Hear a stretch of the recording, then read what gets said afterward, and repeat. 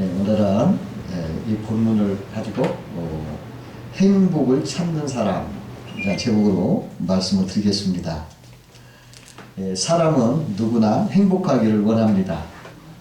그래서 행복을 향해서 열심히 달려가고 있습니다.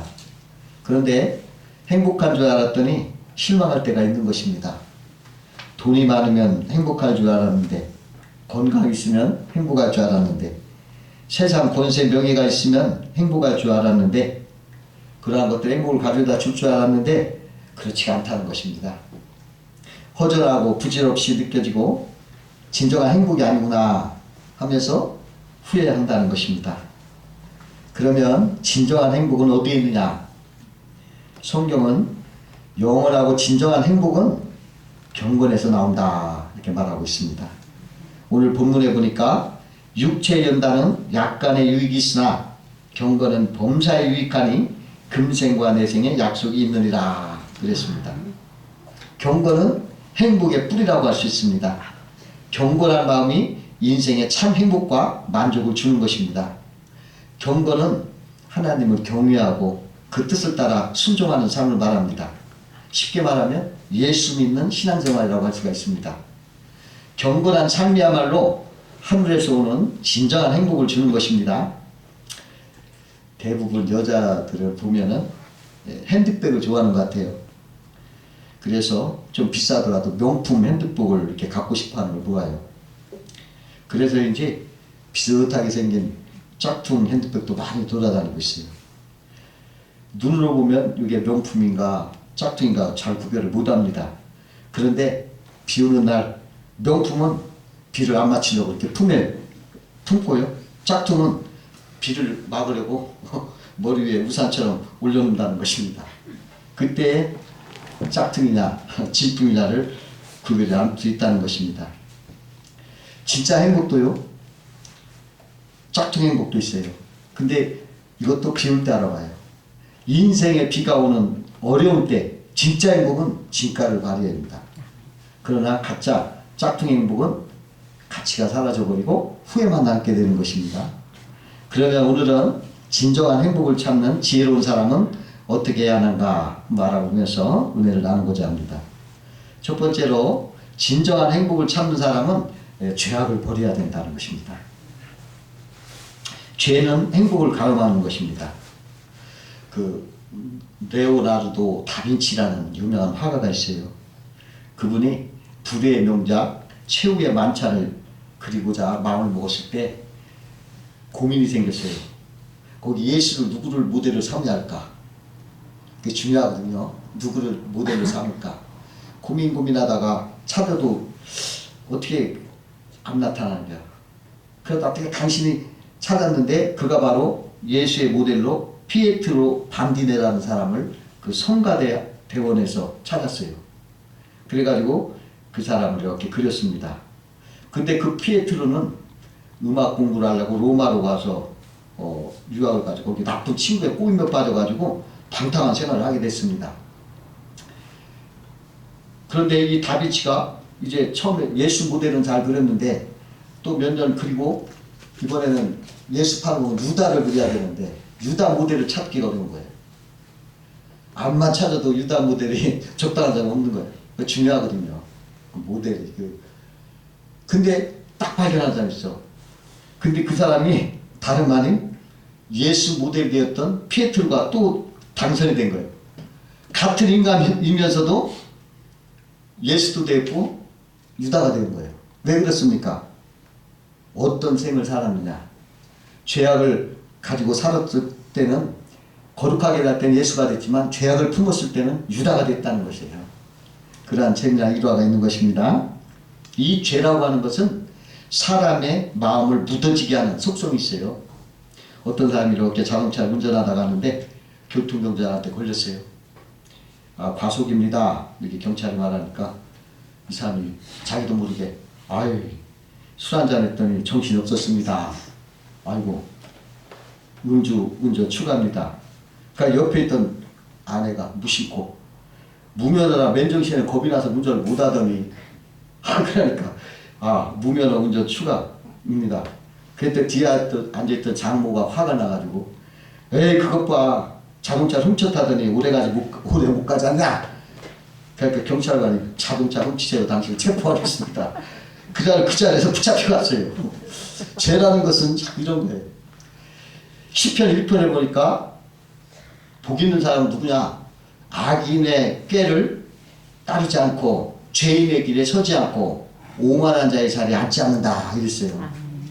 이 죄를 자꾸 중대하게 이렇게 커져가요. 처음에는 따르다가 그 다음에는 그 죄에 섰다가 나중에 거기 주저앉는다는 거예요. 죄악 가운데. 여러분 그래서 죄는 몰라야 돼요. 죄가 있으면 행복하지 않은 거예요. 사람이 죄가 없어야 행복한 거예요. 제가 농담이지만 아침에 이렇게 가끔 야 내가 만약에 죄를 져서 감옥에 있다면 내가 이렇게 아침에 이렇게 자유롭게 못 있을 텐데 그 엉뚱한 생각을 한번 해보려고. 죄가 있으면 행복하지 않은 거예요. 그러니까 여러분 행복하려면 죄를 멀리해야 돼요. 두 번째로 진정한 행복을 찾는 사람은 말씀에 서야 돼요. 본문 7절에 보니까 망령되고 허탄한 신화를 버리고 경건에 이르도록 자신을 연달아라 이랬거든요. 행복의 뿌리 경건에 이르려면 하나님 말씀보다 더 귀한 것이 없는 것입니다. 그 구약 에스겔 선지자가 골짜기에 가득 널려있는 마른 뼈들에게 하나님의 말씀을 막 대언하니까 그 마른 뼈들이 막 서로 맞춰지면서 거기에 힘줄이 생기고 살이 붙어가지고 이스라엘 대군이 되는 환상을 보게 된 것입니다. 이것은 오늘날 현대인의 모습이에요. 마른 뼈같이 바짝 메마른 영혼들에게 하나님의 말씀이 들어가면 생기가 돌고 살아나게 되는 것을 이렇게 상징하고 있는 말씀인 것입니다. 하나님의 말씀은 행복을 가져다 주는 위대한 힘이 있어요. 그 영국의 슬로우 스츠라는 죄수가 살았는데 그는 영국과 오스트레일리아에서 40년 동안 교도 생활을 했고 가족 채찍으로 50번씩 8차례나 맞았어요. 그래도 그의 생활은 전혀 변화되지 않았습니다. 그래서 경찰관이나 교도관이 그를 어떻게 해야 될까 하고 애를 태웠어요. 그런데 그가 구세군 숙박소에서 하룻밤 신세를 진 인연으로 그가 거기서 그리스도를 믿고 구원을 받아 거듭난 사람이 되었어요.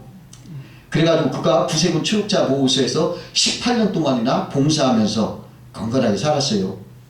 그리고 그가 이렇게 말했습니다. 이렇게 간증했어요. 나는 400번이나 가족 채찍으로 맞았고 40년간 교도 생활을 했어도 내가 하나도 변화되지 못했지만 그리스도의 말씀으로 인해서 단 2분 사이에 내가 새 사람으로 변화됐습니다. 이렇게 간증을 했어요. 40년 동안 400대의 가족 채찍으로 맞아도 하나도 변화가 없던 그 완팍한 사람이 그리스도 말씀으로 변화됐다는 거예요. 하나님의 말씀이 이렇게 힘이 있어요. 고든이라는 사람이 쓴 글에 이런 이야기가 있어요. 어떤 길가에 그 어린 소녀가 사과를 팔고 이렇게 있어요. 근데 그 소녀는 시간만 있으면 성경을 보고 있어요. 하루는 어떤 젊은 신사가 과일을 사려고 갔는데 성경 읽느라고 알지 못하는 거예요. 그래서 야, 너 뭐 그렇게 열심히 있냐? 하고 물어보니까 네, 성경 말씀입니다. 하나님 말씀이죠. 아니 그 책이 하나님 말씀이라는 걸 넌 어떻게 알아? 아 이거 하나님이 그렇게 말씀해 주셨어요. 뭐? 하나님이 너한테 말을 했다고? 너 만나보지도 못했고 이야기도 못했잖아. 그러니까 소녀가 조금도 동요 없이 그 신사에게 이야기하네요. 누가 아저씨께 하늘에 태양이 있다고 이야기해 주던가요? 그거야 당연한 거 아니냐. 난 저 햇살이 참 좋단다. 그래요. 아저씨 말씀이 옳아요. 그렇게 아저씨가 태양을 느끼듯 저는 하나님을 느껴요. 제가 성경을 읽으면 하나님께서는 저를 따스하게 해주신답니다. 제가 이 성경을 읽어서 얻은 저 햇살과 따스한 마음은 하나님 아니시오는 제가 줄 뿐이 없지요. 그렇게 말하더라는 거예요. 여러분 가끔 성경 말씀이 생각나면 기분 좋죠? 네. 굉장히 좋을 거예요. 왜? 누구가 말해요? 말씀, 하나님 말씀하시는 거예요. 또 성경 말씀을 보면 여러분 위로가 되죠? 누가 위로해 주는 거예요? 하나님 하시는 거예요. 여러분 성경 말씀 보면 기쁨이 와요. 누가 그렇게 줘요? 하나님. 그러므로 여러분 소가 풀을 먹고 막 대세김질해서 양분을 얻듯이 우리들은 성경 말씀을 먹고 날 묵상해서 이렇게 대세김질해가지고 영의 양식을 얻어야 됩니다. 그래야 생명이 됩니다. 소가 막 풀을 먹고 대세김질하고 또 새김 꺼냈다 또 대세김질할 때 그 풀이 그 침과 잘 섞어져서 그대로 양분이 돼가지고 피가 되고 양분이 된대요. 그처럼 우리도 말씀을 그 묵상한다는 건 대세김질하는 거랑 똑같은 말이에요. 자꾸 말씀을 대세김질하다 보면 그 말씀의 양분이 내 속에 피가 되는 거고 양분이 되는 거예요. 생명을 얻게 되는 것입니다. 그래서 여러분 좋은 기운이 여러분들을 막 힘차게 행복하게 해주실 것입니다. 어떤 분이 성경 말씀 암송한 어린이를 이렇게 보고 있는데 그냥 생생하게 어린아이를 통해서 하나님이 말씀하시는 것이 이렇게 느껴지더라는 거예요. 성경 말씀은 곧 하나님의 말씀이고 하나님의 영이자 하나님의 자신인 거예요. 그렇기 때문에 이 성경 말씀은 우리 영혼을 살리고 생명을 주고 어둠에서 건져주시는 거예요. 그래서 우리를 불행에서 행복으로 변화시키는 겁니다. 여러분 이렇게 오늘 여러분들이 귀한 자리에 나오신 것을 생명을 얻으러 온 거예요. 제가 하나님 말씀 이렇게 말하잖아요. 이거 들을 때 여러분 지금 흘러갈지 몰라도 언젠가 생각이 나고 여러분을 기쁨을 주고 감동을 줄 때가 있어요. 그게 다 여러분들한테 양식으로 생명을 얻게 하는 거예요. 그러니까 여러분 여기 참 귀한 자리에 왔어요. 아마 세상 돈으로 따지면 1,000만 원도 넘을 거예요. 그렇게 아시기 바랍니다. 세 번째로 행복을 찾는 사람은 자기를 십자가에 못 박아야 한다는 것입니다. 전에 제가 설교 준비를 하는데 너무 힘이 들고 막 졸려가지고 옆으로 이렇게 비스듬히 기대면서 쓰러지듯 이렇게 눈 감고 손잠을 잤어요. 그런데 누가 신문지 종이를 둘둘 말아가지고 뇌기를 자꾸 후비는 거예요.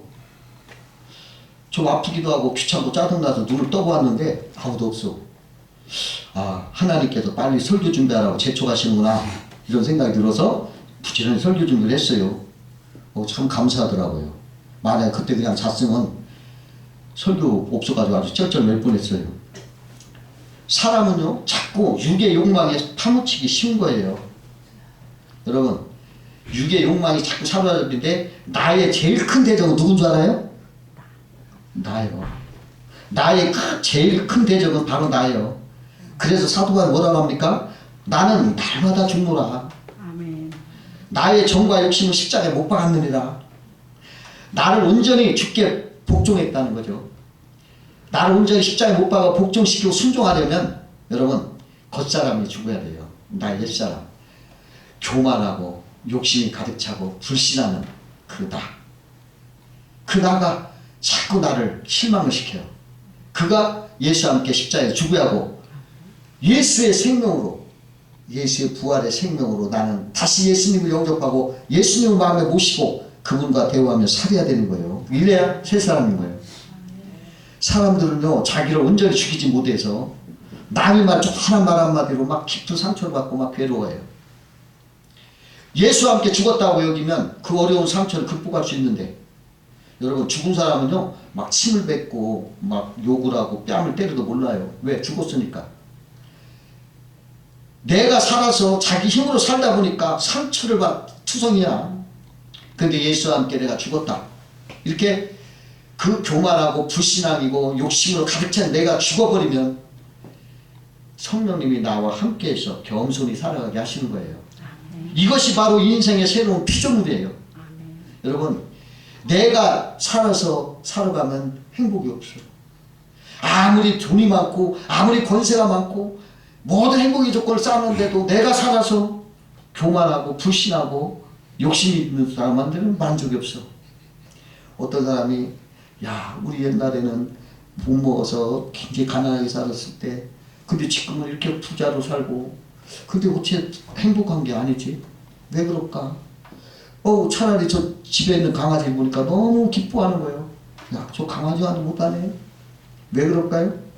내 자아가 욕심꾸러기가 교만, 질투, 시기 이런 것이 가득 차 있고 하나님을 대적하는 불신이 가득 차 있으니까 행복이 멀어지는 거예요. 여러분, 내가 죽어야 돼요. 교만한다, 욕심부리기다, 시기 질투하는 미움입니다. 이 사람이 십자가로 죽었다고 자꾸 여러분 죽여야 돼요. 이 죽었다는 말은 물리적으로 막 내가 이렇게 뭐 죽었다는 게 아닙니다. 이것은 우리나라 말로 쉽게 여러분들 이해하기 쉽게 한다면 자제하고 절제하고 참는 거, 그거래요. 절제하는 거, 그것이 죽은 거예요. 막 혈기가 아니래. 참은 그 죽은 거예요. 혈기나 막 그냥 막 혈기가 막 그러죠. 참자, 겸손한 거, 그게 죽는 거예요. 그러니까 무슨 일이 있어도 내 옛사람이 또 요동을 치고 혈기를 부리는구나, 참아, 다스리면 돼요. 그게 죽는 거예요. 그러니까 자기를 부인하는 거예요. 그런 인생이 새로운 피조물인 거예요. 그리고 그러한 인생이 행복한 인생이 되는 거예요. 혈기 나고 막 그냥 욕심 부리고 교만하고 막 이러면 행복이 없어요. 네 번째로 행복을 찾는 사람은 좋은 습관에 길들여져야 됩니다. 여러분, 습관은 무서운 거예요. 습관 무서워요.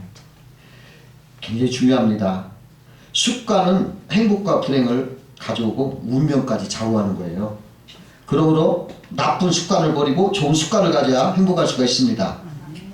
그 2차 세계대전 중에 그 영국 군사가 자기 병영 가까이 숲에서 기도를 하다가 붙잡혔어요. 근데 군상관에게 이첩이 되면서 이 사람이 적군이랑 내통했다는 범죄를 씌워서 기소가 됐습니다. 그러니까 그는 아닙니다, 나는 기도하러 숲속에 가서 기도했습니다 하고 주장을 해요. 그러니까 장교가 물었습니다. 기도하는 습관 있는가? 네, 그렇습니다. 그러면 한번 무릎 꿇고 기도 좀 해봐. 이게 장교가 명령하니까 그 병사가 무릎을 꿇고 막 기도를 하는데 그 영혼을 막 하나님께 다 쏟아냈어요. 그러니까 기도가 끝났을 때 장교는 가도 좋아. 네 말은 내가 믿을 수 있어.